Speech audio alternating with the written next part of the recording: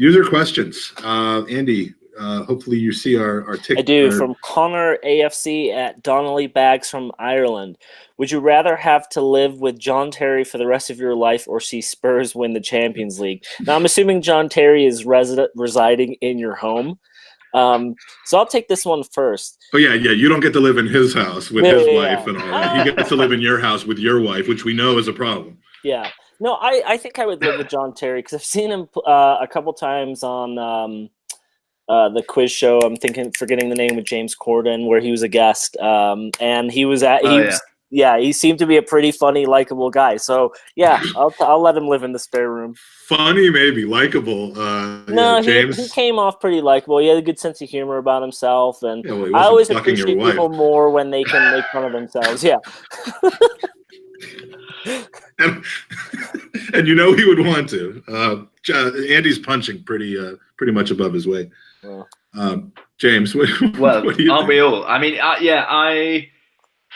I'd have to take living with John Terry, but I mean, I don't know what I would do. I just would have to keep a very close eye on him and my wife and make sure that was all okay. But it's not an ideal situation, is it? But yeah, anything to stop Spurs winning the Champions League, really. If I can. You don't want to ever hear the words "got enough John Terry." Oh, I really don't. I really don't. All right. From Danny the GFP from a Bergkamp Wonderland. Now, I've never seen Danny suck up like this. I've seen him pictured in various stages of undress, but I have never seen him suck up like this. It says, James, 2 quick questions. Do you ever get the urge to touch Andrew for good luck, as he is the podfather, and for the likes of me, he is a deity? Now, honestly, he said the same thing about Andy last week, so don't True. Don't pass that along to Andrew. But do you ever get the urge to touch him for good luck? I don't get the opportunity very often because he's in Dublin and I'm in London, and you don't have like a teleport situation. No, I mean we do obviously meet up when he comes over for games or if we do live shows. To touch him for luck, I don't think he would like that.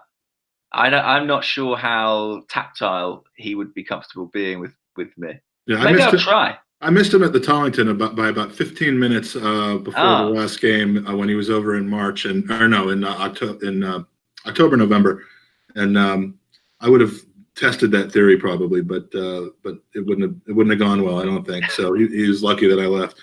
The second one is, what are the 3 most important things for any budding potential podcasters? Now, this is a poorly constructed question because I would answer a microphone, a computer, and a mouth. But I don't think that's what he was getting at.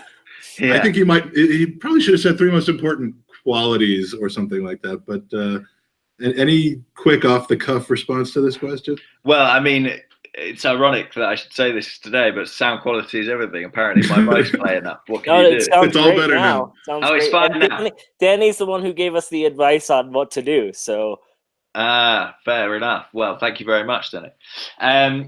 I mean, genuinely, I think that probably is quite an important thing. I think it drives people crazy listening to stuff that sounds tinny or unpleasant. And Andrew is so hot on that and intense. Well, a voiceover guy, you would imagine, is pretty... Exactly.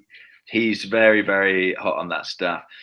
I think in terms of podcasting, it's so hard now because there's so many podcasts. I mean, like when we started doing Arscast Extra, it was not such a saturated environment as it is. So How do you think it became so saturated? Yeah. Well, maybe we can do what those guys are doing. Yeah, exactly. I mean, and to be honest, a lot of people can and do it really well. I think, given that, a point of difference, a different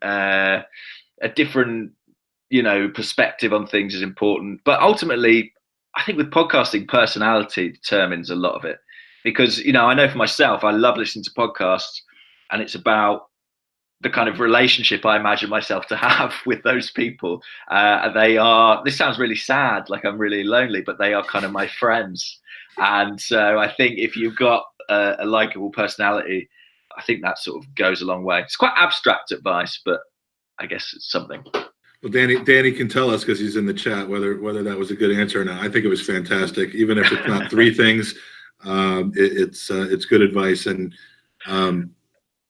the market was pretty saturated when we joined it already. But now it's saturated even beyond belief. So not that anyone was asking me, but I do think you have to be different. If you're just going to go on the air and give your opinions and your tactical analysis, you're going to, unless you are super special, you're going to kind of fall in among the crowd. So that's why we go for the most cursing award and the most body language and humor.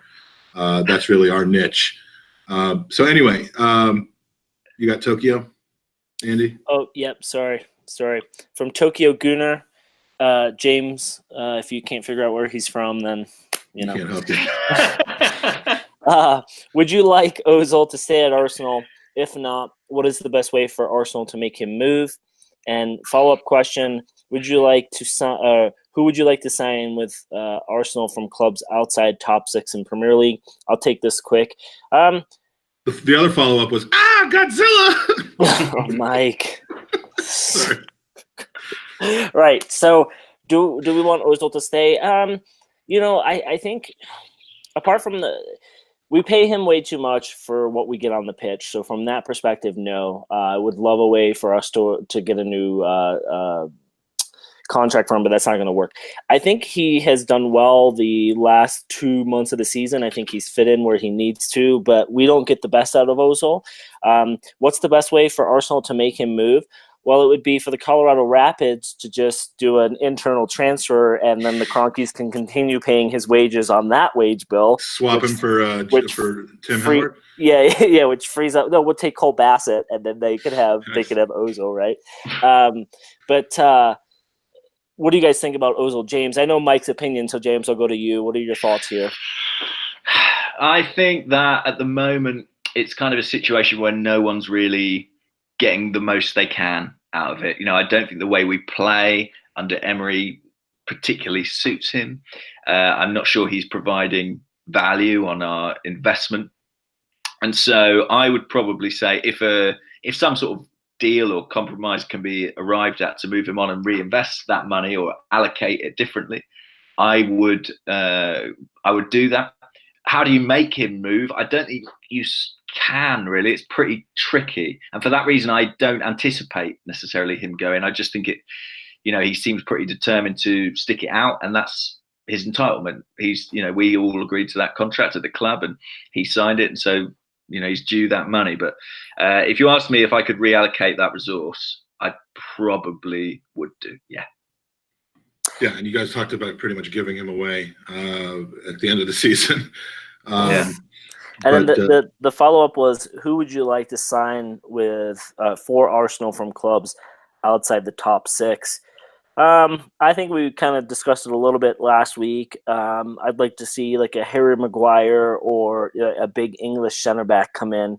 James, anyone from those remaining 14 clubs that kind of caught your eye this season where you could say, hey, they would jump right in and be good in an Arsenal kit? Yeah, there was a few people. We had a question about this on the Askcast today, so I was thinking about it. I mean, I've always been an admirer of Wilfried Zaha. I think he's a great talent. I don't think he's within our price range, to be honest. I think he would cost too much money. In terms of sort of more realistic figures, there are a few centre halves I quite like. I really like Harry Maguire. I think he's great, but again, I think he'd probably be too expensive.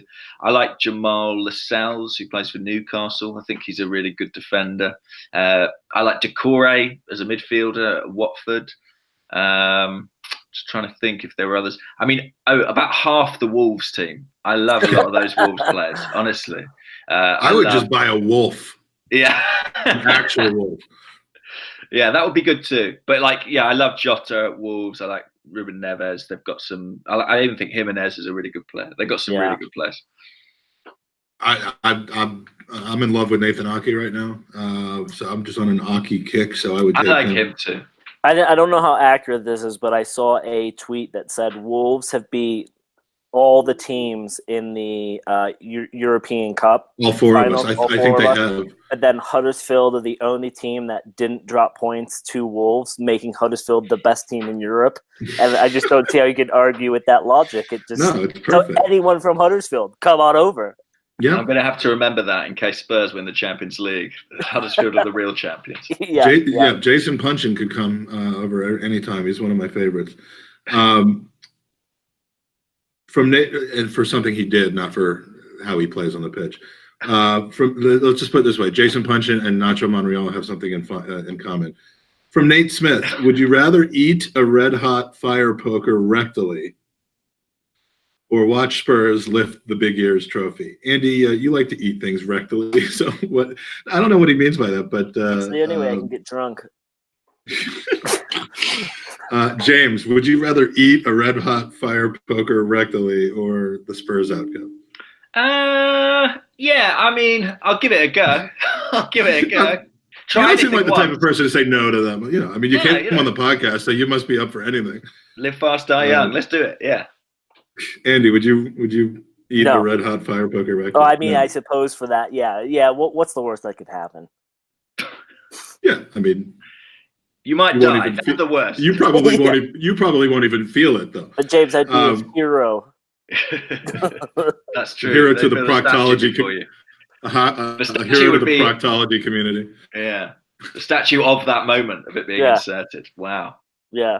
On the it would actually not even need. It wouldn't need to be bolted to the ground because it would be like a tripod. It would just have the two legs and then the poker resting on the ground, and it would just stand there without any kind of any kind of solidification. So from the lovely Becca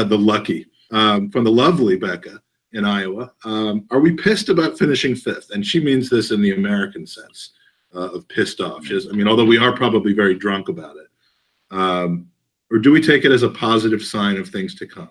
James, I don't think it's super positive, only because we finished above United, who, as I mentioned before, had a disaster of a season. I mean, they've had 2 catastrophic managers in a single season. And it's kind of ludicrous, isn't it, that Sarri, who, was maligned by the Chelsea fans, this kind of like infuriating figure. They hate his style of football. They hate everything about him. He finished up in 3rd and he could win a European trophy. And I think that probably tells you as much about the problems in the top 6, excluding the top 2, as anything else. So, yeah, I'm pretty pissed about it.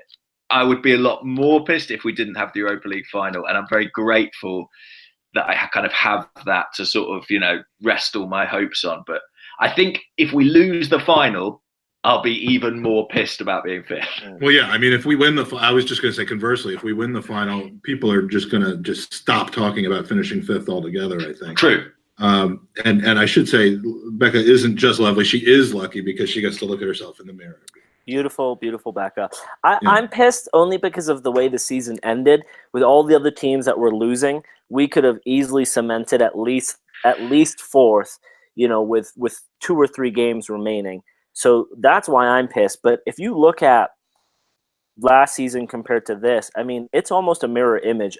Although we only finished this season 121, last season 19, drew 7, last season 6. We lost 10, last season 13. Our goal difference was 1 goal. We scored 73 this year. Last year it was 74. We conceded 51 both seasons. Point-wise, we improved by 7, but Mike, we were still 30 points off of or 28 points off of the leader, where last season it was 30. So was there an improvement? I don't think so. The difference is we won 3 more games away from home. That's exactly the difference between last season and this season. But I also look at it where I think Sarri inherited a very good squad because they were in the shout of actually kind of competing for a minute with the team that they basically have now. So I want to see what Unai can do without this team or with a different set of players, because I think we're going to ship a lot this summer. So yeah, I'm pissed, but I'm excited. There's an excitement, and I'm in James's camp. If we weren't in this final, I think I'd be even more upset. But you know what? At the end of the day, what are you going to do? It's a transition year, as everyone says, and we could have done way better. And that's what bothers me is why didn't Unai get this team ready to play in those matches? We didn't have a lot of injuries, so that's where I feel like his camp failed. It's a bizarre situation what happened in the run-in, but But I think there's a learning curve to the Premier League. We saw Pep go through it. We saw Klopp go through it. You know, you roll into the Spanish league where you're playing Real Betis, you're walking away with 3 points. You go to Le Havre in France, you're walking away with 3 points. It's not the case when you're going to Huddersfield, Wolves, Leicester. It's not that way. You know, I think there's a big learning curve. Yeah, I agree. Next one. From Yidu Wang. If you have a time machine which allows you to travel back in time to June 2018, the first day of training camp, what advice would you give Unai Emery to help him do his job? I'll hit this first. Fire Steve Bold and bring in someone who actually wants to teach these guys how to defend. And again, what I just said, this is not the French or Spanish league. Every team will cause you trouble. Yeah, don't put a lineup out there like you did against Crystal Palace. You know, yeah. James, what would you tell him? I think I would maybe say, maybe I would tell him to get Aaron Ramsey involved in the team a little bit earlier than he did, and see if he could try and sort that contract out, despite my concerns over his fitness problems. I think we'd be in a stronger position with him than without. What else to say? I think the other points made are strong points. I think, you know, he did maybe take some of these Premier League teams a little bit lightly. And to that end, I might say you probably don't need to go quite as strong as you are thinking in the Europa League group stages. You know, he used a lot of players then that maybe meant he had to rest them later in the season. I think we could have rotated more early on and spared those legs a bit. Yeah, good advice, especially given the length of the travel involved in some of those games. I would say don't bother banning fruit juice, dude. Either way, you're going to end up allowing 51 goals. So fruit juice, no fruit juice, it's not going to matter. That would be my answer. Good answer. And I'm just waiting for Andy. Buy another centre back, maybe. I mean, I know it's not his job necessarily, but just tell someone to get some more centre backs from somewhere. Next question is from someone have to explain that to him. Explain Arsenal. Who is the cutest player on the Arsenal squad? I think we discussed this 2 weeks ago, Mike, saying that Jacques is so pretty that he can't get hit in the face with a ball. That's why he ducks. I've gotten to meet Xhaka and be very close to him, and he is a beautiful man. So that's going to be my answer. I actually got a chance to be on stage with him before he knew a word of English. He was with the club like 3 days. He was in San Jose. You could smell him from across the stage, and it wasn't a bad thing. Wow. You know, his musk was definitely there. I would say anyone other than Mesut Ozil, because I mean, apart from the whole controversy with him, that is one odd-looking dude. And this is coming from the Brad Pittowitz of podcasting, but. So I can't name one. I'm just naming everyone but one. James, who are you attracted to? I've got a friend who, this is a bit cruel, but describes Ozil as looking like prom queen at the Goblin Ball. I like your friend. Yeah, he's a very funny man. But I think actually, do you know what? And it's a shame because we never really saw him, but I think Denis Suarez is quite a pretty guy. He is. The lesser spotted Denis Suarez, alas. And there may be a mention of him in a minute with another one of our user questions. But Becca, of course, as we know, still pines for Olivier Giroud. None of the rest of the players on the team do it for her, so she's been left, fantasizing about podcasters now. From Dro the Gooner, how much will we have to spend this summer? I'm going to cut this off right here. Dro, thank you for the question, but we've agonized over this issue so much. It's not 40 million. It's not 100 million. It's whatever we need, and we're not going to spend as much as we could. But to put a number on it, I think is foolish. From Mike Hernandez, who was here earlier, had to go. How would you prioritize the signings? Now, I'm just reading his tweet. How would you prioritize the signings of a Wonger, center mid, and center back? I think he meant winger, but I'm going to change the question around because, again, I don't want to get too much into transfers.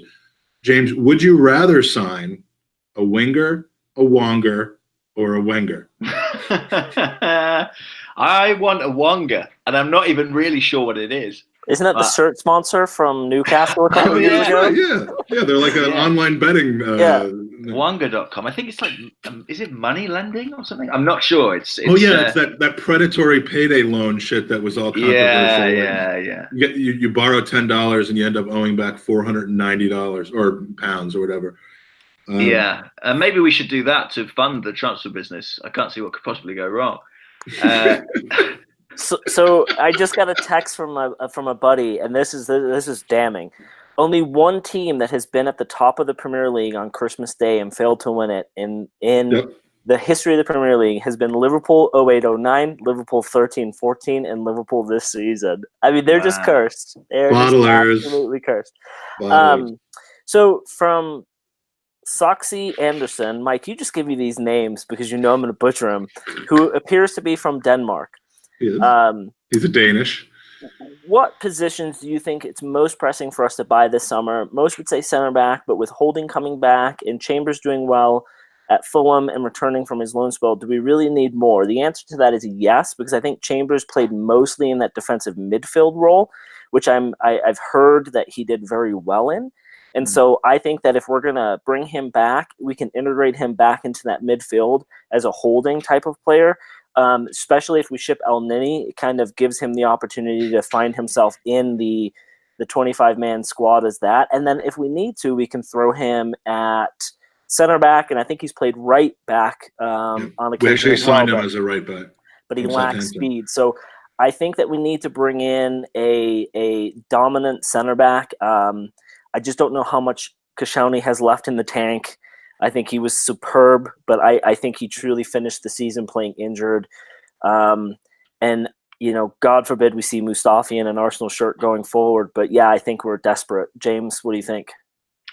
Yeah, I think you're right about Chambers. I think he's an ideal replacement for El Neni in some respects. One out, one in, and he's a homegrown player too. But I wouldn't be too confident sort of earmarking him as our big centre-back addition. I think we do need something there pretty urgently. And Rob Holding, I'm excited to see Rob Holding back. I thought he was good when he was fit, but he's still a younger player. And everyone else we have, assuming we sell Mustafi, Koscielny's 33, Monreal's about 33, Sokratis I think is 31 soon. We need someone who can be Holding's sort of partner in the mid to long term, a guy who's in their prime, mid-20s, that sort of Mustafi age, just with more than Mustafi ability. Nathan Ake. Yeah, that Holding and Ake are my center backs of the future. Young, English. Well, Nathan Ake is not English, but he's Premier League. He's been in the Premier League forever, or at least an apprentice. He was with Chelsea for a while, wasn't he? Yeah, he was. Yes, Chelsea. He was. So yeah, and I had written down the same thing that you guys have said. Chambers is to me more of a replacement for El Neni. So yeah, I would get one more center back. Maybe start off the season with something like Ake and Sokratis with Koscielny available as the season goes on, and Koscielny inevitably breaks down. Holding will hopefully be back and able to be in that role. Andy, you have something to say? No, I thought I was about to read Fredo's question, and I was going to make a joke about how he was a new listener and, we'd never talked to him before. But I just realized that you're at the moment's gone. Yeah, okay. Let's say Kroenke Sports Entertainment came to you and said they were going to overhaul the squad entirely. However, you get 5 players you can save from being sold. I like everyone else will be sold, or we can just pay them off to leave using money from the decision to cancel the Rams' new stadium. I like this one. He didn't actually say that. I made that part up. Which 5 players do you keep, James? I can do this really quick, unless James has 5. Oh, no, yeah, you go first. Okay. Give James time to think. Torreira, Aubameyang, Lacazette, and Aaron Ramsey. Because technically, he's in the squad. He's there. You can buy him back as well. All right, James, you're 5. Aubameyang, Lacazette, Bellerin, I think. 2 more. I think I would say Torreira and Leno. Leno's an interesting one because as amazing as he's been for us, Leno seemed to be more replaceable than someone like Torreira or I don't know who the sixth would be that I'd do instead of Leno. Think of it this way, right? Look at the money that was spent on keepers. He's been just as good as a few keepers that have gone for 60+ million pounds. Well, that's more a negative statement on them than it is a positive. But even still, like that's a great deal. But that's the market now. Like that's where the market is for keepers. So for us to even replace him in this crazy scenario, you're looking at our entire transfer bill. So I think that we got one under the cosh here. I think that we were great with this one. So that's why I would save him. Okay, and then there's also a center back we haven't talked about, and let's make this the second to last question, Andy, from Andrew the Hinkley Gooner. You got this? Yeah, so Christian Bilic, does his contract run out this summer, and do you agree he'd be very useful to us next season? I've heard good things about him and the way Charlton played good football. I guess I haven't seen him enough to answer this. Maybe one of you two gentlemen have. Well, we've talked to Tom. Tom's better half is a Charlton supporter. Has been watching him all season and has very great things to say about how he's been playing there. Now it is League One, although they look to be on their way to promotion. But I've heard from other Charlton supporters online that he was a great loan for them, that they'd be sorry to see him go. His contract does not run out this summer. His loan ends at the end of the month. He's got one more year on his contract, so I can see us, doing what our people have said and making sure we extend him at a quite reasonable rate. He's homegrown too, right? He's homegrown. He's apparently been playing really well, and you could do a lot worse than him. Maybe I think he's probably better ready to be a spot starter and player in the first team next season than Medley or Pleguizego, who I think is leaving in June anyway. So and certainly better than that other prospect, that Mustafi guy, who's just never panned out. But James, what do you know about Bilic? I like the look of him from what I've seen from him at Charlton. He actually scored for them the other day, a really nice goal a couple of weeks ago. He's been playing, it's a bit like Chambers. He's been playing central midfield, holding midfield for Charlton all season long. But I think Arsenal envisaged him more as a centre-back. And that's certainly what the Charlton coaches have been saying. They think his future is at centre-back. But at that level, he's just so useful to them in midfield. He's the most technically accomplished player on the team. So he's been installed at the hub there. His size is really something to behold. I mean, he's 6'3", 6'4". He's broad. He has that physicality that sometimes we feel we lack in this Arsenal team. He's 21 now, so I think he's been with us for like 5 years. He came at 16. I would like to see him given a go. The issue in some ways is that him and Chambers are going to be competing for similar spots in the team, kind of backup holding midfielder, backup centre half, but let them fight it out, see who comes out on top.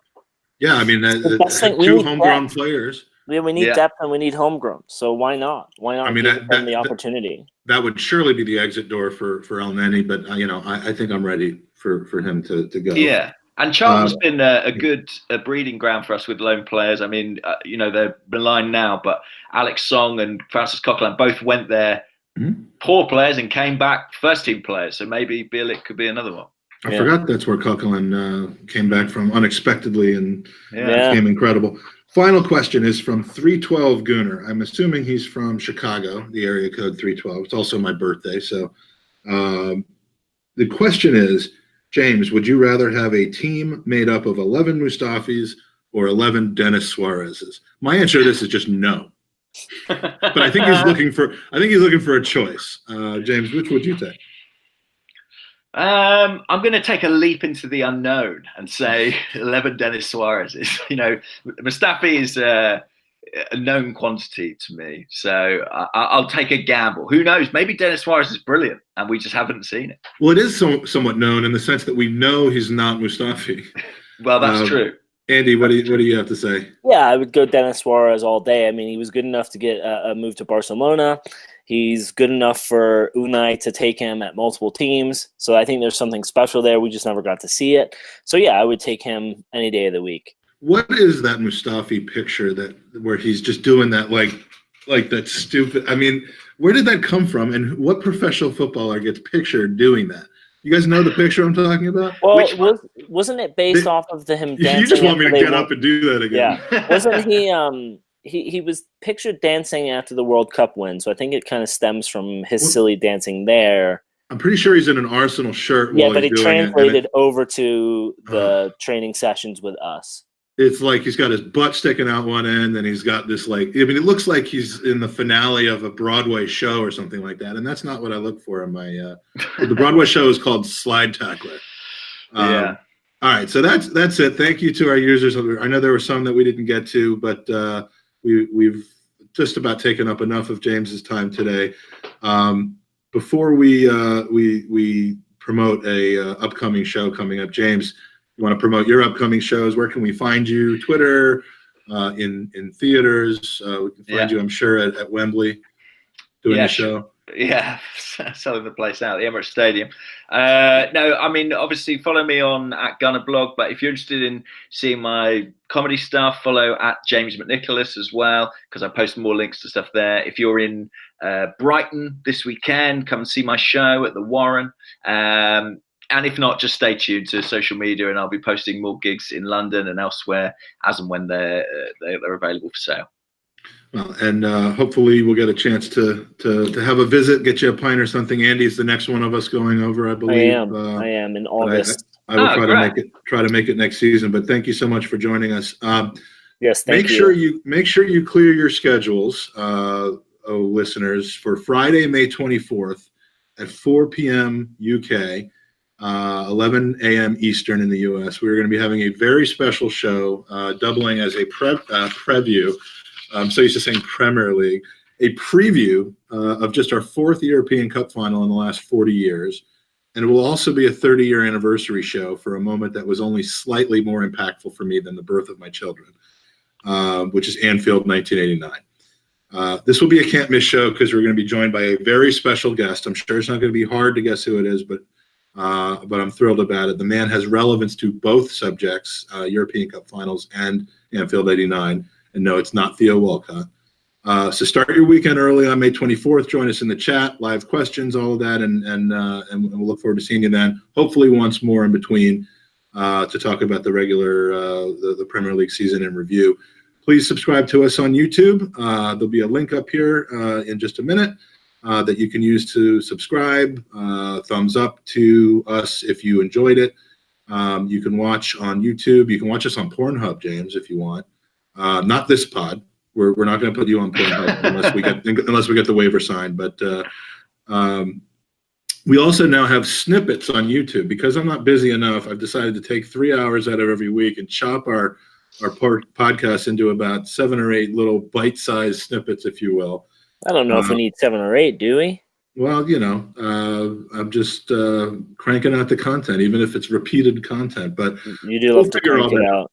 We'll figure all that out, so you can, you can watch one while you're in the loo. You can watch one, while you're on a conference call, whatever you want. So that's about it. Thank you, gentlemen. James, cheers. Thanks so much. Thanks for having me. Bye-bye. Thank you. Appreciate it. And Andy, I will see you next week. Bye-bye. All right, come on, you Gooners.